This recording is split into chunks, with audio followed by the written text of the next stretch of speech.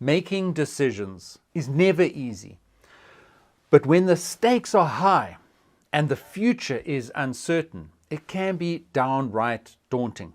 So in this lesson, we're going to explore the concept of decision making under uncertainty, and we'll examine some techniques for assessing risk and mitigating potential negative outcomes. When it comes to making decisions, there are always unknown factors that can influence the outcome.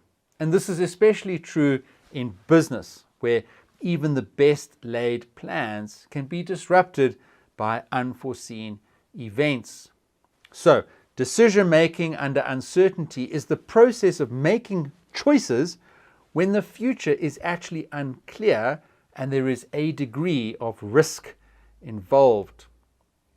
One of the key tools for making decisions under uncertainty is risk assessment. This involves identifying potential risks and evaluating the likelihood of them occurring, as well as estimating the impact they could have on the decision being made. By understanding the risks involved, decision makers can develop strategies for mitigating them and reducing their potential impact. And there are several techniques that can be used for risk assessment. One such technique or method which is quite popular is decision trees, which map out the potential outcomes of a decision and the probabilities associated with each outcome. Yet another technique is called the Monte Carlo simulation. Now, the Monte Carlo simulation uses random sampling to model different scenarios and evaluate their likelihood. And once the risks have been assessed, the next step is then to develop strategies for mitigating them. This can involve taking steps to reduce the likelihood of a negative outcome, as well as preparing contingency plans for how to respond if a negative outcome does occur.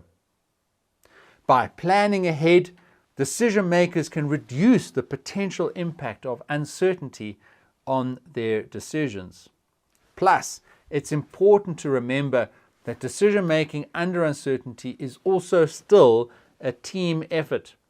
Collaborating with others can bring new perspectives and ideas to the table and can help to identify potential risks that may have been overlooked. Involving key stakeholders in the decision-making process can also help to build buy-in and support for the chosen course of action. So, in conclusion, decision-making under uncertainty is a challenging but essential aspect of effective management. By using risk assessment techniques and what you've learned in this lesson, such as developing mitigation strategies and collaborating with others, decision makers like yourself can make informed choices that reduce the potential impact of uncertainty on their organizations.